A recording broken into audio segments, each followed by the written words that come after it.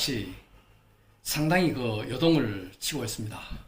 부동산 시장의 어떤 이 풍속도가 상당히 많이 바뀌고 있죠. 또 이런 가운데서도 참 진기명기라 그럴까요? 진풍경들이 많이 속출이 되고 있습니다. 불과 1, 2년 전만 하더라도 임대차 보호 3법이 통과되고 나서 정말 전세 월세가 구하기 힘들어서 특히 강남 같은 데서는 이 전세 구하기가 하늘의 별따기였는데 참 너무나 많은 경쟁자들이 특히 코로나 시대이기 때문에 한 번에 같이 보여주고 계속 집 주인이나 세입자들이 보여주지를 않기 때문에 한몫 모아서 한날에 일시적으로 해가지고 우리 큰 대기업에 입사 지원을 할 때 몇 대 몇 경쟁률을 뚫고 이렇게 들어가듯이 또 대학 입시 치듯이 이렇게 경쟁률을 해가지고 통과가 됩니다만은 이 전세입자들이 주인의 면접을 보고 나서 그거를 참 제비뽑기를 해가지고 입주하는 그런 진풍경들이 벌어졌습니다만은 그게 불과 이제 1년 전이었습니다. 근데 그 당시만 하더라도 거의 제로 금리에 가까울 정도로 참 금리가 워낙 낮았고 현금이 풍부했죠. 유동성이 풍부했기 때문에. 그런데 이제 불과 그 당시만 하더라도 정말 제로 금리에 가까웠기 때문에 시중금리로 따지더라도 2%에서 3% 이내였기 때문에 상당히 참 예를 들어서 3%다 그러면은 30만 원 내던 것이 이제 3배로 늘어나 버렸죠. 그러면 이제 30만 원 부담하던 사람이 100만 원 이상, 만약에 300만 원이라 그러면 1000만 원 이상을 부담해야 되는 정말 은행 융자를 통해 가지고 참 전세를 얻었다든지 아니면은 매매를 했다든지 이런 갭 투자자들 또 우리 20대, 30대, 40대 초의 어떤 연끌자 이런 사람들은 사실 참 밤잠을 못 이룰 정도로 지금 불안한 요인으로 이루어지고 있습니다.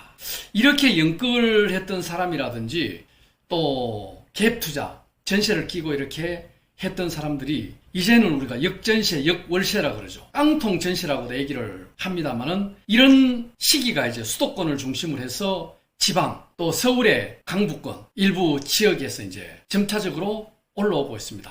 우리가 단풍이 들 때도 보면은 설악산에 이제 대청봉부터 시작해가지고 서서히 능선을 9부, 8부, 7부에서 마지막 한 20일 내지 한 달 뒤에는 오색 약수터 계곡까지 이제 물이 들죠. 근데 우리 부동산도 보면은 시장이 서울 강남 수도권을 해서 마용성을 해서 서울 외곽 지역으로 수도권을 해서 이제 지방까지 이렇게 점차적으로 원형을 그리면서 이렇게 가격이 오르죠.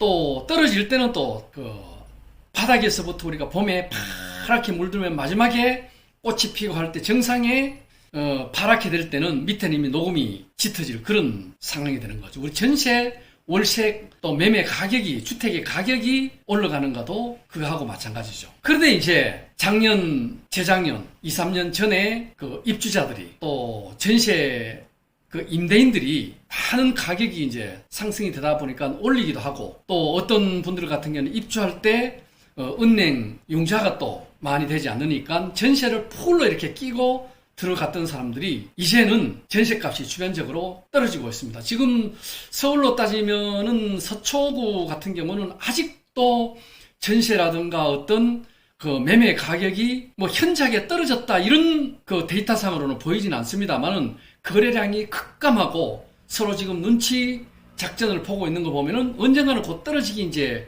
직전까지 왔습니다.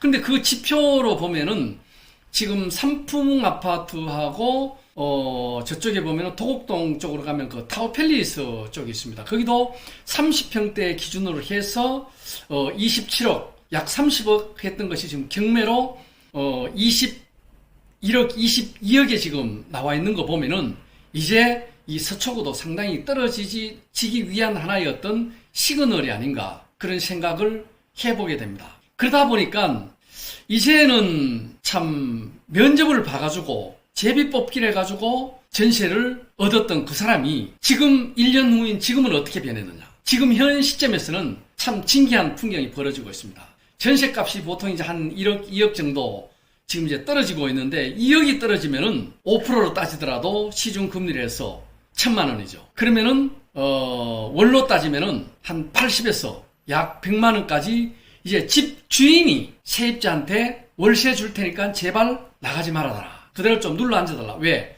나가게 되면은 지금 당장 어떤 은행에 대출도 불가능하고 또 대출은 대출이지만은 또 엎친 데 겹치는 격으로 세입자를 구하기가 마땅치 않거든요. 그러다 보니까 이제는 집 주인이 월세를 주고 세입자가 월세를 받는 이런 진기한 참 풍경이 벌어지고 있습니다. 이게 바로 월세나 어떤 전세에 폭락에 떨어질 어떤 징조가 아닌가 생각이 됩니다.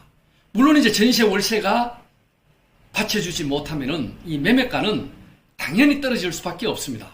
지금까지 우리나라 어떤 주택 시장에 보면은 이 매매가가 받쳐줬던 것이 상승을 하면서 전세 대출이나 그 다음에 어떤 전세 가격이 상승을 했기 때문에 이 갭 투자자들이라든지 그 다음에 일반 투자자들이 받쳐주었던 거거든요.